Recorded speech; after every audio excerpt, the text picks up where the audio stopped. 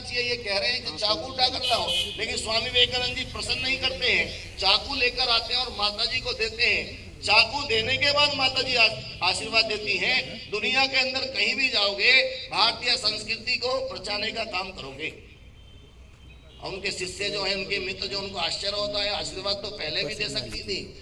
ऐसा व्यक्तित्व है, जीवन के अंदर किसी भी प्रकार की कठिनाई होगी, किसी भी प्रकार की समस्या होगी, वो अपने ऊपर लेने का प्रयास करेगा, समाज को सदा सुख देने का काम करेगा। हम सबके ध्यान में कोई मानता है तो हम पकड़ने वाले सिरे से धार वाले सिरे को ही उसकी तरफ करके देते हैं। माने अपने जीवन में इस प्रकार के जीवन को जीने का काम।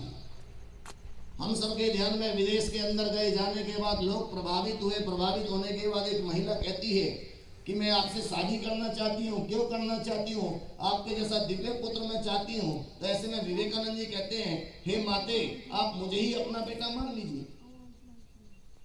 माने कितना बड़ा चरित्र है। और इतना ही नहीं है तो दुनिया भर के अंदर भारतीय संस्कृति को लहराने का काम करने के बाद आते हैं और पानी के जहाज से उतरने वाले होते हैं। बंदरगाह पर लोग स्वागत करने वाले होते हैं और जैसे ही उतरते हैं तो रेत में लेटने लगते हैं। और रेत में लेटते हैं तो लोग कहते हैं कि हम स्वागत के लिए खड़े हैं, बड़ी बड़ी गाड़ियां लिए खड़े हैं, लोग मालाएं लिए खड़े हैं और ये रेत में लेटने लगे। विवेकानंद जी को हो क्या गया है? और एक उनके प्रिय शिष्य जब पास में आने के बाद पूछते हैं, हम तो सम्मानित करने के लिए खड़े थे, लेकिन आप तो चुप रहे, आप तो लेटने लगे, आप तो मिट्टी लगाने लगे, कारण क्या है? तो कितने आनंद में मुस्कुराते हुए धीमे से कहते हैं, मैं अपनी माँ भारती से कई महीने दूर रहा, पाश्चात्य संस्कृति में रहा, बहुत सारी कुरीतियां मेरे जीवन के अंदर लग गई होंगी। माँ भारती की गोद में महसूस करके, गोद में लेटकर अपने शरीर को वैसे ही व्यवस्थित करने का काम किया।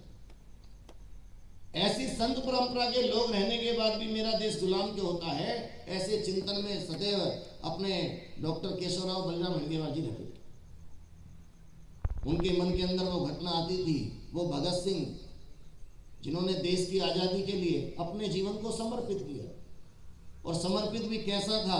तो जिस समय जेल में गए, जाने के बाद जेलर ने पूछा अंतिम इच्छा क्या है, तो बहुत कुछ बताया नहीं, लेकिन जेलर जाता है तो देखता है भगत सिंह जो है, जिसको फांसी की सजा सुनाई गई है, वो परेशान नहीं है, वो दुखी नहीं है, वो रो नहीं रहा है। वो तो प्रातः होने के बाद सुंदर व्यायाम कर रहा है, उसमें व्यायाम कर रहा है, शरीर को व्यवस्थित कर रहा है। ऐसे में वो आते हैं, जेलर कहते हैं, अरे तुम्हें तो परेशान होना चाहिए, तुम्हारा जीवन समाप्त होने वाला है, तुम तो अंतिम इच्छा की विनती करो, तुम व्यायाम कर रहे हो, पागल हो गए क्या? तो आप कल्पना करिए, ऐसा कहने पर भगत सिंह कहते हैं, आपको नहीं पता है, जो सौभाग्य मुझे मिला है, ये सौभाग्य सामान्यतः किसी को नहीं मिलता। तो पूछा, तो ये क्यों कर रहे हो?